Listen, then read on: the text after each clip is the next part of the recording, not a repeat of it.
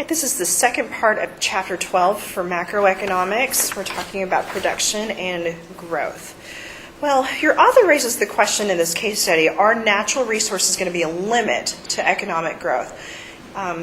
This particular with the non-renewable natural resources. And his argument is that it's not.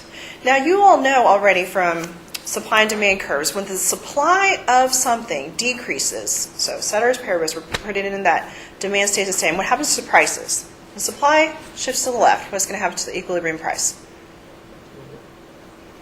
Increases. All right, if it increases enough, what are people going to do? All right, start finding alternatives, right? So I remember when I was at Baylor, there's several professors who had letters, in the Baylor area, the newspaper, several people had written all sorts of, it's outrageous, these gas prices, gas companies are taking advantage of us, and some of the economics professors wrote in response, you are paying it. Why are you complaining about it? You are paying it, and so companies are going to keep charging that as long as there's a demand for it. But if you give people enough time and they're fed up with those prices, then they'll start switching to maybe carpooling, public transportation, or even maybe electric cars or something else like that. So, our author is not really worried about this being a limit to economic growth. He says if the price is high enough, it will cause people to change. And we're going to find another resource, another energy source, if the price is high enough.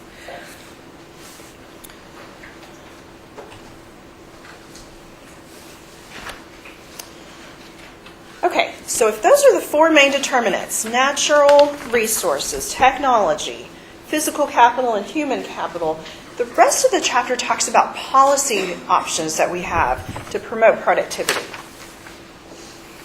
Okay. Saving and investment. Just make a note here. Your author doesn't mean saving as in putting money into a saving account.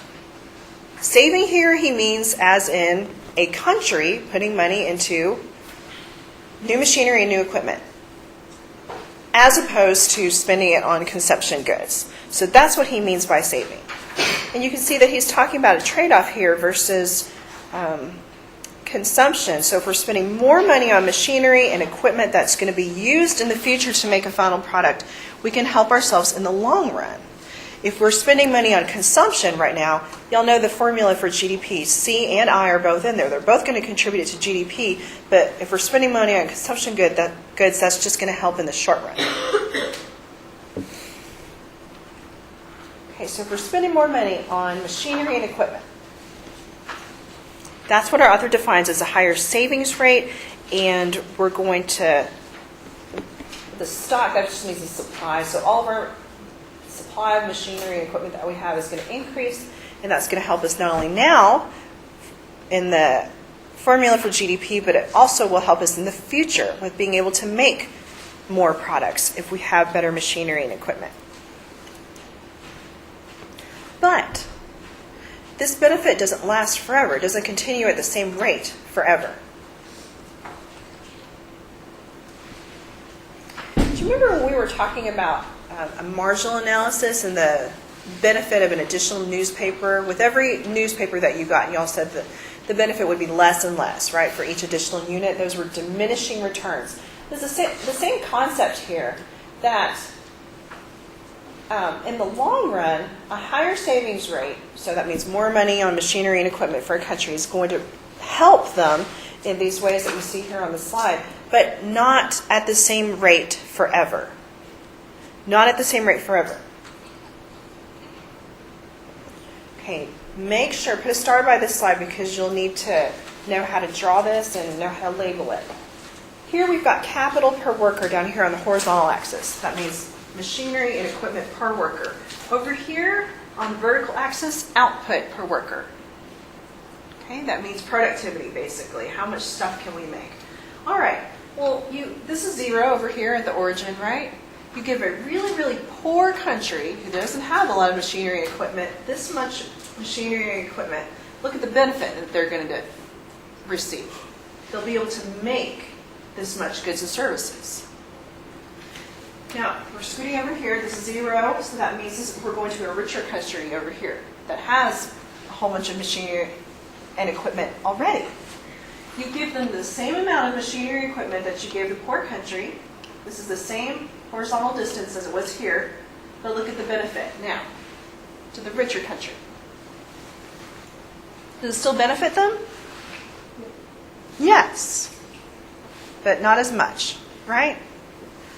This is why countries that are growing really quickly, and you already know from the rule of 72, they can double their income, their GDP figures faster if they've got a faster rate of growth, but also this what we call this catch-up effect. Poorer countries can catch up to richer countries pretty quickly if they're really poor to start out with. You give them a little bit of machinery and equipment and it helps them a lot. But then that doesn't keep going forever. As soon as they catch up to us, then they're going to see the same smaller and smaller benefits with machinery and capital.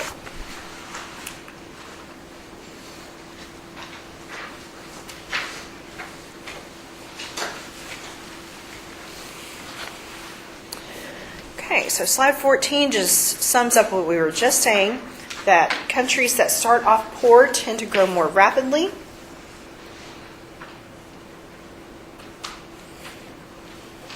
And that if you give a poorer country just a little bit of machinery and equipment, that can help them quite a bit.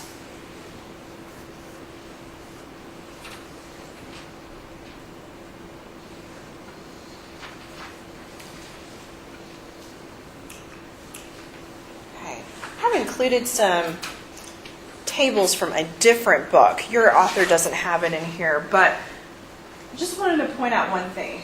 Okay, this is from 2010. So here's the United States. Now our goal for GDP growth is 3%.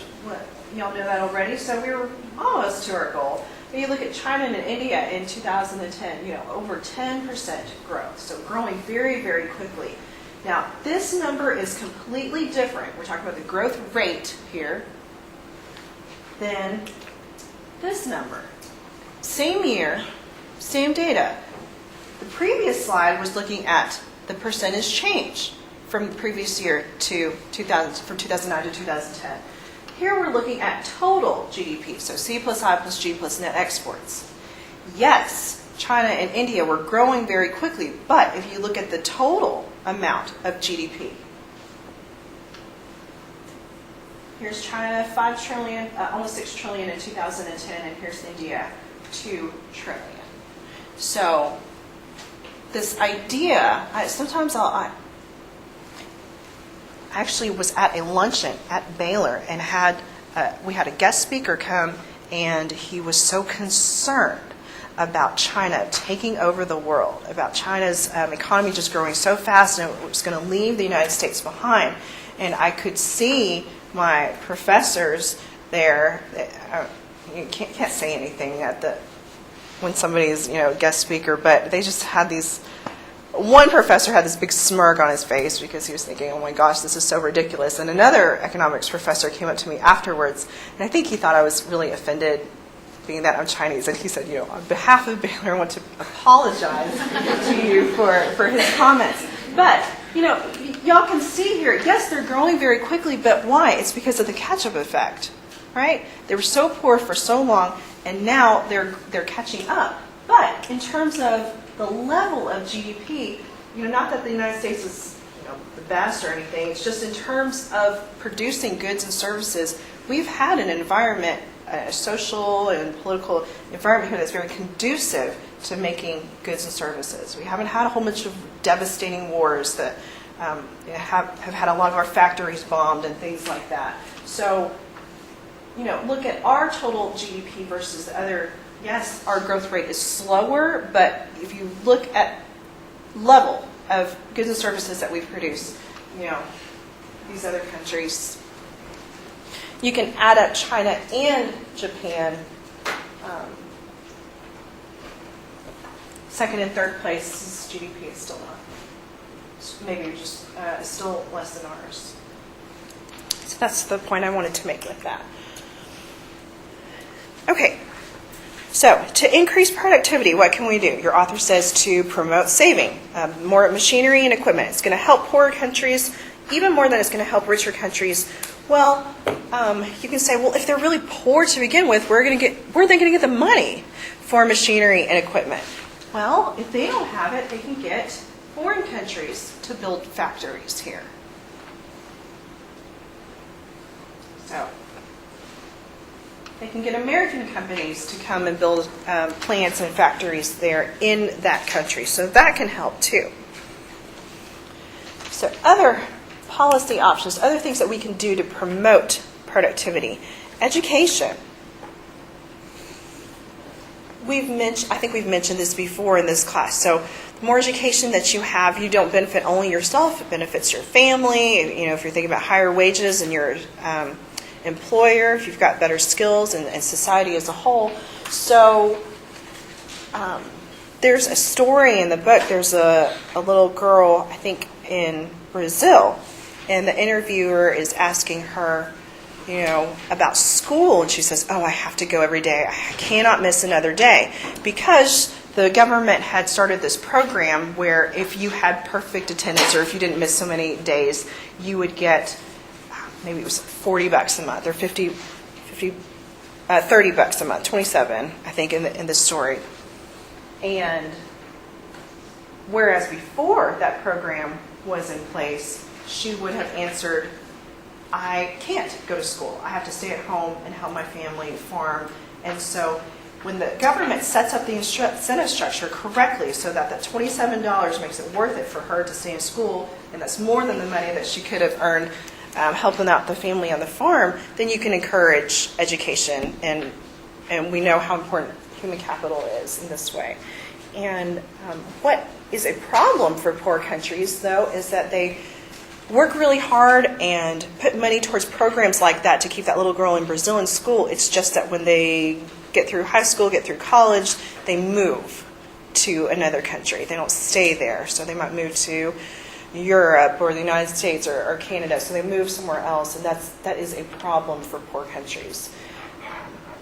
That's something that is a problem, or something that Waco's working on too. So the retention of young professionals has been a new initiative for the Waco Chamber of Commerce. Because you might have heard your friends say before, I can't wait to get out of Waco. As soon as I graduate, I'm moving to Austin or Dallas or somewhere else. So that has been an issue in Waco too. Okay, another way that we can promote productivity, health and nutrition. This is an interesting study that your author talked about here. My tall students really like hearing about this study too. That taller people tend to be looked upon as leaders, just naturally, and so tend to be picked for raises and promotions and things like that. And there's actually been some studies that show that taller people do have higher wages because of these reasons and others. Now, your height, as you all know, is dependent on your genes, right? How tall your mom and dad are, and your environment. So it's dependent on those two things. But, the genes you can't really help, but the environment, that is a possible way that the government could help. You could say that height might be an indicator of how good your food is or how healthy you are based on the resources that you have. And so productivity can be affected by the food that your people are eating. And that might be a way for the government to step in and help.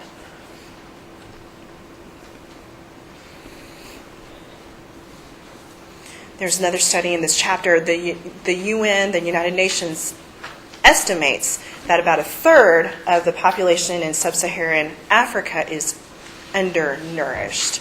And this might seem like a really obvious, point to us, but in some countries where they just absolutely don't have enough food, if you don't have enough food to eat and function and stay healthy, are you going to be able to work and produce any goods and services? So it becomes this vicious cycle. Then they don't have money for health care, and then they stay poor and and unhealthy. So your author's saying it's just a vicious cycle for some countries.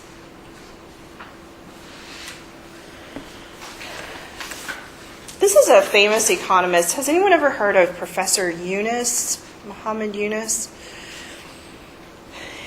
You know, he was an economics professor, and he was teaching stuff like this and was thinking, well, you know, if we have this vicious cycle of poverty, why don't we do something about it? And so he was in Bangladesh, and he decided to do something with his own money, because his thinking was that you need money to make money. So what he did was starting to give out little micro loans. Has anyone heard of this? You know, $20 or $30 to really, really poor people. And the idea was that if they just had enough money to buy the materials to make a basket, they could go and sell it in the marketplace for a profit, and the repayment percentages are incredible for microloans, like almost 100%, 98, 99%. And we have a microloan program in our country now. You may have heard of it, Kiva, and it's just, you can loan to people here in the United States or people in other countries who just need a little money to get their business started. But the idea came from him. And that has actually helped a lot of people. There have been critics of this program too, that there's a lot of pressure on the people who have taken out these loans to pay it back, because they want to keep those high percentages of repayment to make it look good for people who want to invest. But the idea came from Mr. Yunus. Other things that can play a role in productivity: property rights and political stability. So property rights, not only physical property rights, we've talked about how important that is with the story of the tragedy of the commons, but also intellectual property rights. Are you going to produce new music? Are you going to be spending all the time to write a book or make a movie? If you know that someone's going to be able to just rip it off and you won't get the profits. So obviously those property rights are very, very important. Political stability. I might have seen some of these pictures of Syria and all the fighting that's going on over there. I was actually in Boston, not during, I left the day before the marathon bombings, but came back maybe just an hour before the campus police officer, I might remember, at MIT was shot, and there was a police chase, and then there was a lockdown the whole next day while they were trying to look for the younger brother. And it was just awful being there and seeing y'all saw the pictures on TV. But when you have people, setting off bombs, and you don't know if you're going to be safe, you're trying to go buy food, and you'll see pictures of people they're carrying bags of food, and they're trying to run through this gunfire to get back home, just to try to, put food on the table. And you think, well, if your main idea is to try to survive, how in the world are you going to have enough energy to be making more machinery and equipment and be thinking of innovations in terms of technology? And it's very difficult because, you're just thinking about that all the time. Am I safe? Is the bomber outside? Can I go and buy anything? And it's a major disruption to the productivity of, in that case, Boston, in this case, Syria, for many years. I mean, look at this. It looks like the scene from Saving Private Ryan. Do y'all remember when they're trying to get through at the end and just get through that bridge, cross that bridge? And it's unfortunately a way of life for other countries. International trade, we'll talk about this more in Chapter 8, but we do see that countries that have more outward-oriented policies do have higher levels of GDP.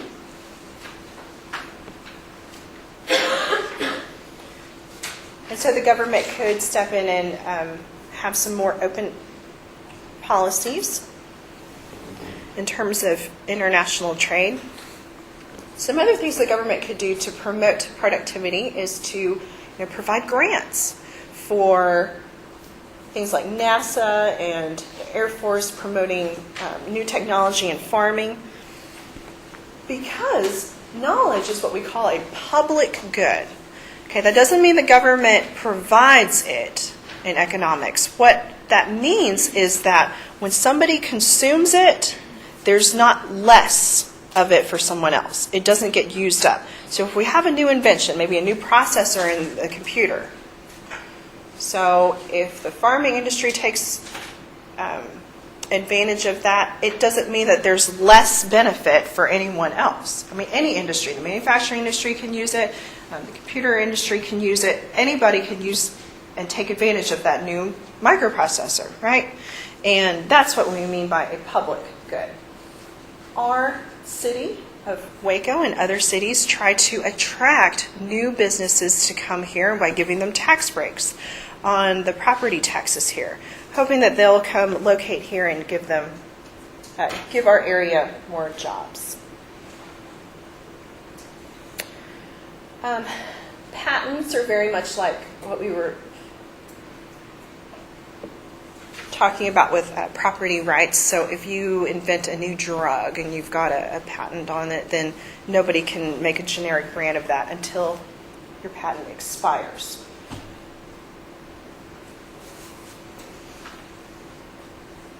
Okay. Another thing that we can think about in terms of productivity is population growth. Okay, here's Thomas Malthus. Think of the most pessimistic person that you know, and multiply that by 10.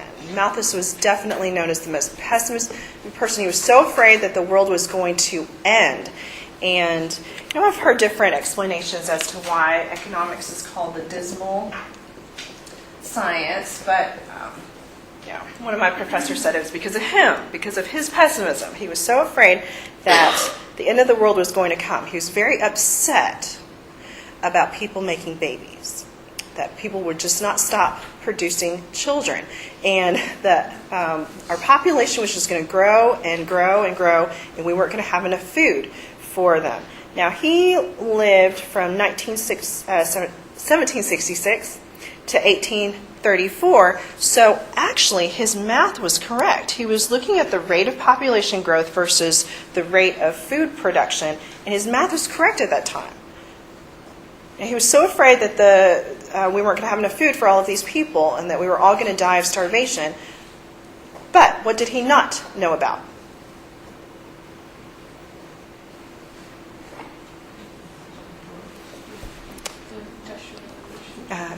Big old tractors, seeds that are weather resistant, insect resistant. So he didn't know about all of this technological progress. So a lot of different policies here in terms of what the government can do to promote productivity. Research grants, making sure that businesses are spending more on machinery and equipment, human capital, making sure that people are healthy. It seems really obvious to us, some of these points, but going back to the different levels of GDP, like I showed you on that table, it seems obvious to us because we're first place in terms of the level of GDP, and it's just not the same in a lot of other countries. Okay, so that's the end of Chapter 12.